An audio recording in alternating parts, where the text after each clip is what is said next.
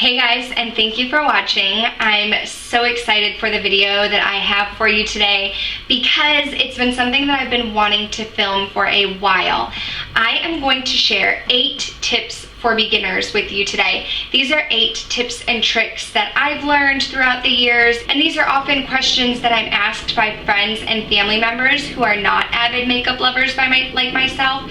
So I just decided I would throw it all into a video. I would include some demos, and hopefully this would help any of my beginners or newbies out there.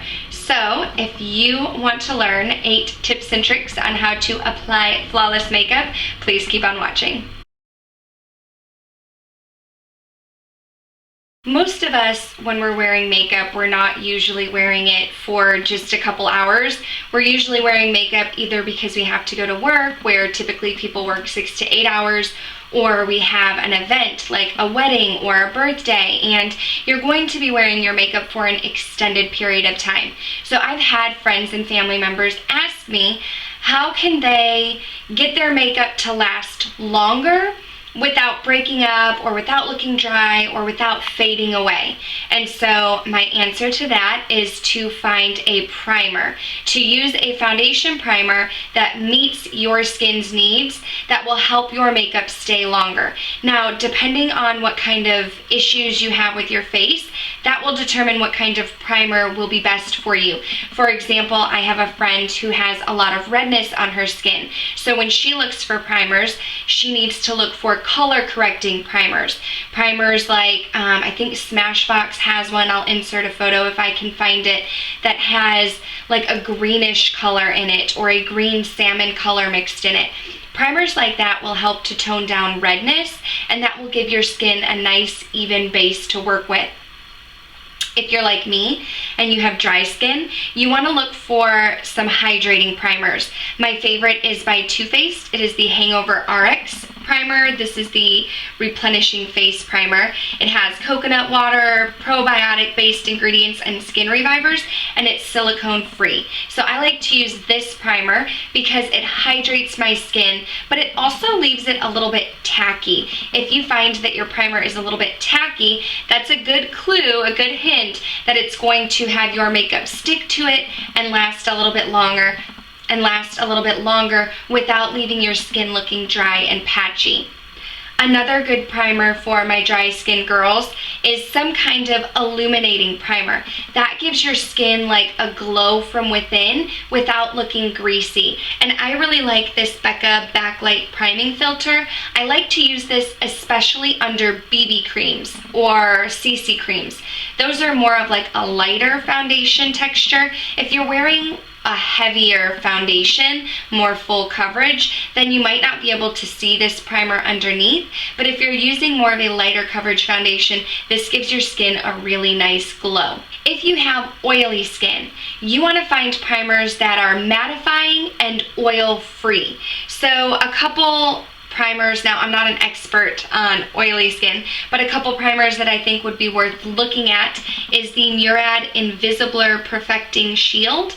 This kind of blurs out your skin. It doesn't really mattify it, but it's going to blur it out if you have larger pores, and it has some SPF in it. This does have more of a silicone texture, but this just kind of blurs and eliminates pores. There is also the Step 1 Skin Equalizer, and again, this is just supposed to smooth out your skin, not really mattifying. I don't know if it's oil-free, but it just kind of smooths out the skin. There are some primers, if I can find them, I'll include pictures of them, but there are some primers that say they're mattifying or they're oil-free, and those are geared toward my oily skin girls. Those will just help even out your skin tone, make your skin look matte, and make your foundation last longer.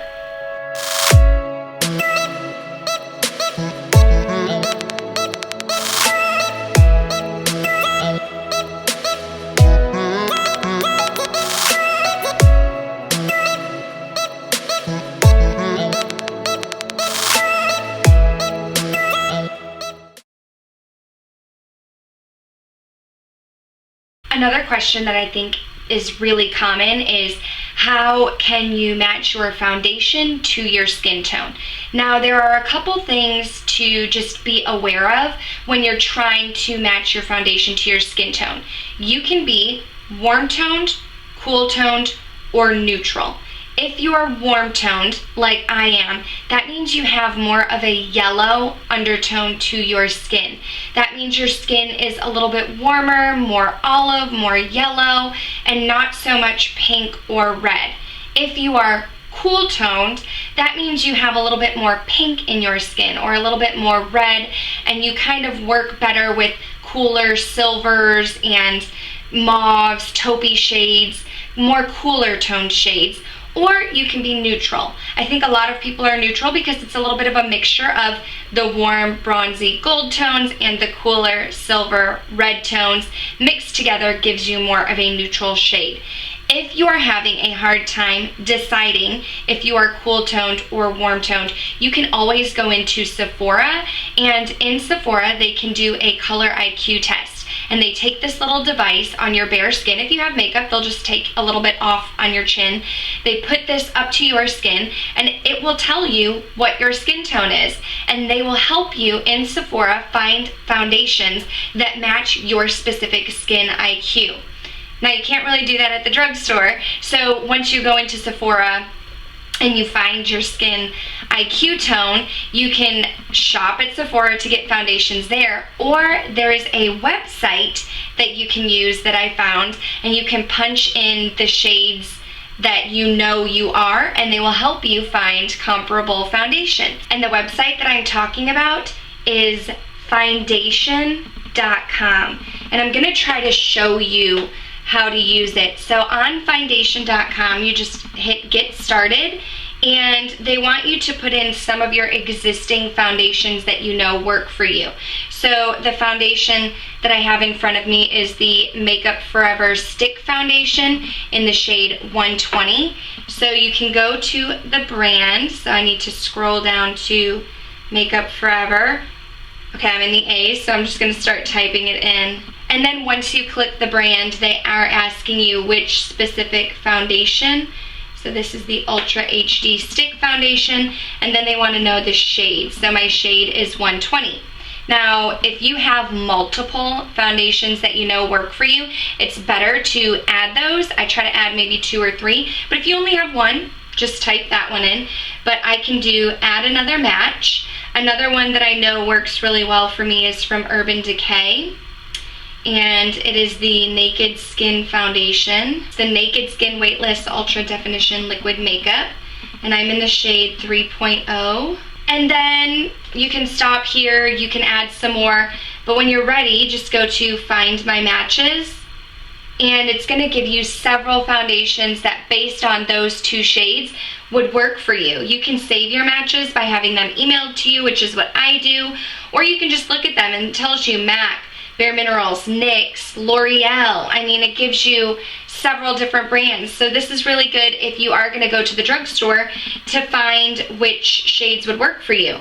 NARS, Hourglass, more MAC, more L'Oreal, YSL, Tarte, Benefit, Clinique. Ooh, 6.5 Buttermilk. That seems like it would be dark, but alright. Too Faced, Armani, Maybelline. So this is just a really good site if you're not sure what foundations would work for you. Visit Sephora, go to this site, and there you go.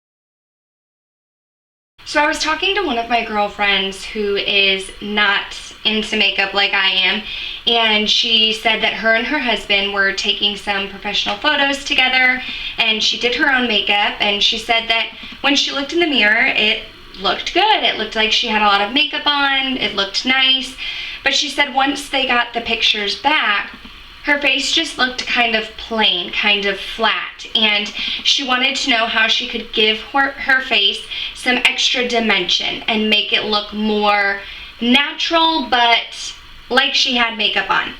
So to that, I say that is where contouring and highlighting comes in. Now, a lot of times in the beauty world, when we think of highlight, we're thinking of a highlighter that we put on our face.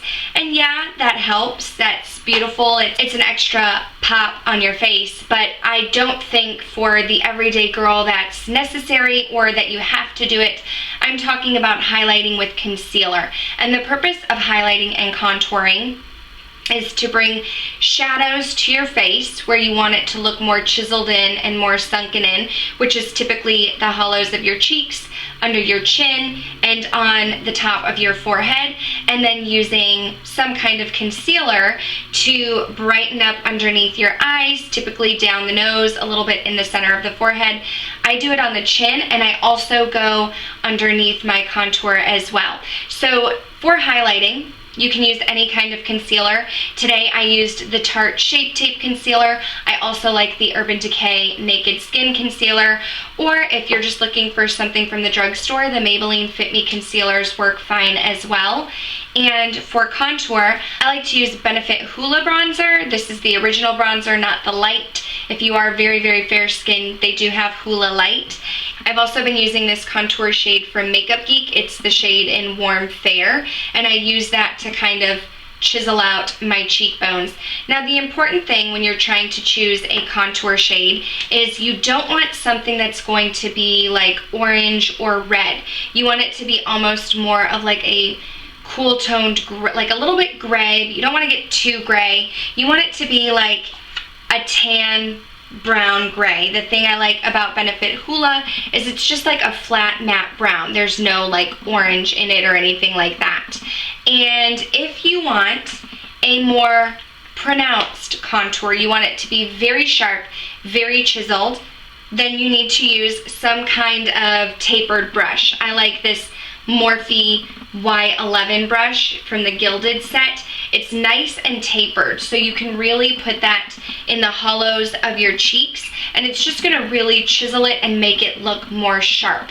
However, if you're a beginner or you're not really interested in a deep chiseled contour, I mean on an everyday basis, you don't really need your cheekbones to like cut someone. So I think that the best kind of brush to use is one like this crown brush, where it's very fluffy, but it's angled. And so it's a little bit, you know, thicker on the top and it narrows down, but it's very fluffy because you can use the same product with both brushes, but this one is just going to give you some definition without it being super chiseled and super contoured. So this is more of like the everyday definition where you just want to spruce up your face and make it look like you have some definition. So I will add a little demo of me using these products, but I feel like that's the best way to just give your face definition. I mean, does it look natural? Kind of. It just depends on how heavy you go, but when you're taking pictures, you want it to be more defined. You want your face to have more structure, and contouring and highlighting will do that for you. Another question that I get a lot is, how can I make my eyeshadow more pigmented, make it pop on the lid? So I'm going to take this shadow right here in Pillow Talk by Makeup Geek. This is a beautiful shadow and it's super pigmented on its own, but I just want to show you. I'm going to put it just in the center of my lid. So I'm going to get a little bit on this Royal and Langnickel medium shader brush, like that, and just put it on the lid here.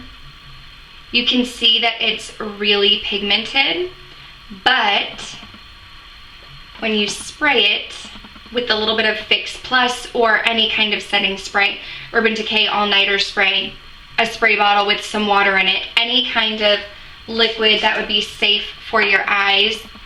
And just put it right on the lid there. I don't know if you can see on camera, but I can definitely tell in person, like this is way more pigmented. If you thought this was popping, which it was, when you add a little bit of Fix Plus, it just makes it even brighter. So I don't know, I hope you can tell on camera. This is without Fix Plus, and this is with Fix Plus. It just gives it a little oomph. But now I need to do that to the other side to even it out. And bam. Wham, bam, thank you, ma'am. I have small eyes. That is a trait that runs in my family. A lot of the women on my mom's side of the family have small eyes. And so when my aunts came to visit for my mom's birthday in January, my aunt asked me, how can I make my eyes look bigger? She said that she looked at photos of me on my Instagram page and she saw that my eyes just looked larger and more awake. But when she saw me in person, she was like, your eyes really are small like the rest of us. So how can you make smaller eyes pop? And my answer to that is nude eyeliner. I just use this Exaggerate Rimmel eyeliner in the shade Nude, and I put it in my lower waterline, which is kind of like the wet part above your lashes on your lower lash line. And by putting a nude liner instead of a black or a brown or a deeper eyeliner is going to make that area look darker and make my eyes look smaller, whereas a nude will make my eyes look more awake and brighter. So let me see if I can show you.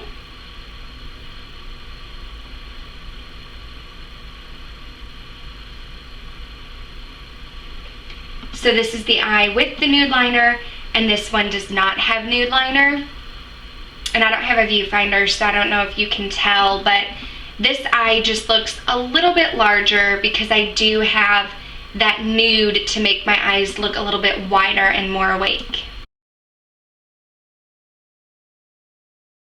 Another thing that I get asked a lot by friends and family members are what would be a good lip color for them. Now I feel like this question is kind of difficult because it's also like a personal preference. Like I'm very much into mauves and like almost cool toned purple shades like Kylie's Malibu that I'm wearing right now. Some people are very into nudes. They want a nude lip or a pink lip.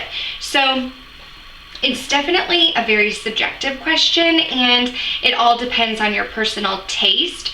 But I do have some brands that I think are good to look at, and if you like a mauve-y shade like me, then I do have some options for lip colors that way. One brand that I really suggest is MAC Cosmetics, and the reason why I say MAC, I mean they are a little bit pricier than some of the other brands that I'm going to mention, but the thing about MAC lipsticks is you can go into the store and you can try them on. You can swatch them on your hand, you can swatch them on your lips, and you get to try before you buy, which I think is always nice when you're looking for a makeup product, and the lipstick will last you a while. Some of my favorites, one is MAC's Blankety. I do not have that to show you because I actually had to throw it out. It went bad before I could use it all up, so I will be purchasing another one of those, but that is very much a pinky nude shade. So if you're into lighter nudes with a little subtle hint of pink, then Blankety is a good one for you. If you are a mauve girl like myself, then one of my favorites that I have repurchased is MAC's Modesty. And Modesty is definitely deeper than Blankety is, but it definitely has more of like, you know, it's like a deeper, like a mauve shade, and it's a cream sheen. Cream sheens are my favorite formula because they're very comfortable on the lips, and this is just a very nice everyday go-to shade. Another one from MAC that I really like if you're more into nudes and less on the pinky side of things would be, although they do look very similar, MAC's Velvet Teddy. However, this one is a matte. So if you don't like the sheen, and the shade, it's a little bit lighter. Modesty's a little bit lighter, but they're very similar in tone. Modesty has more of a sheen, whereas Velvet Teddy's more of a matte, but these are definitely go-to everyday shades. If you don't like the price point of MAC lipsticks, I definitely recommend the NYX Cosmetics Butter Lipsticks. These are super comfortable on the lips and they're really affordable. And I'm pretty sure if you go into Ulta, you can try these and swatch them on your hands. Now, you can also get NYX Cosmetics at Target now, and I've actually seen some at CVS, but I feel like Ulta is the best place to go for these lipsticks because, like I said, you can try them on. This specific one is in the shade Pops, and again, you'll see a pattern here in the tones that I go for, but this is Pops right here, very similar to Modesty actually. It just looks like it has maybe a touch more purple. So if you like the way Modesty looks, but you want a little bit of a cheaper alternative, I would definitely say you could go with Pops. I also really enjoy Maybelline's lipsticks. I do like their new line of Vivid Matte liquid lipsticks. I feel like they're very comfortable on the lips. They're very affordable. They can be found in the drugstore. This is in the shade Gray Envy, and it's similar to Kylie's Malibu that I have on right now. It's just like a cool toned, almost gray, but with a hint of pink. You can see it's very similar to Kylie's Malibu. So if you don't want to spend the $29 or whatever it is for a Kylie Cosmetics liquid lipstick, but you like this shade, then Gray Envy by Maybelline is definitely a good way to go. I also really enjoy the Maybelline Color Jolts. This one is in the shade Stripped Down, which is a difficult shade to find because it is very popular for them. This is similar to the lipsticks that I've shown you, except it definitely has more of a nude undertone to it. And I would say that it's a little bit more sheer, and you get less product. You get a little tube of it. But I mean, if you're someone who isn't really looking for something that's super opaque, you just want a little something to add onto your lips, then these Color Jolts are a good option. I mentioned my friend earlier who had the pictures taken and she applied her makeup. She thought it looked good, and then she got the pictures back and she said that her face looked really flat. I think another thing that people don't know about, if you're not makeup obsessed like myself, is that if you are ever going to be in any kind of video or take pictures, something that I would suggest is to apply a little bit more makeup. Because when you're taking pictures or videos, your makeup can get washed out, especially if you're in a studio and there are lights. So whenever you're applying your makeup and you think that it looks good and it looks natural, I would say go a little bit heavier and add just a little bit more. That way it shows up in the photos. And you also don't want to use any face product like foundation or primer with SPF in it, because SPF will give a white cast on your face. So that doesn't really look good in photos. You don't want a flashback, a white cast. So you will want to go with a foundation that doesn't have SPF and just go a little bit heavier on the makeup than you would for like an everyday wear. The final tip that I have for you today has to do with your overall makeup look. Most of us, when we're doing our makeup, it tends to be in a bathroom. Sometimes your bathroom has natural light and sometimes your bathroom does not have natural light. However, if you've ever been in a bathroom with no natural light and put your makeup on, you might notice that when you go outside, all of a sudden your makeup looks different. Your foundation suddenly looks like it's the wrong shade. You went a little too heavy on the blush and your eyeshadow's not as blended as you want it to be. So whenever possible, if there's a room in your house that has natural light, that is the best light to apply your makeup in. It's better than bathroom lighting. It's better than the ring light that I have in front of me right now. Natural light just gives you the best lighting to apply makeup, and your makeup looks the most natural and the most beautiful when applied in natural light. So if at all possible, my suggestion is to apply your makeup in natural lighting. that's it. Those are my 8 tips for beginners. I hope you guys found this video helpful.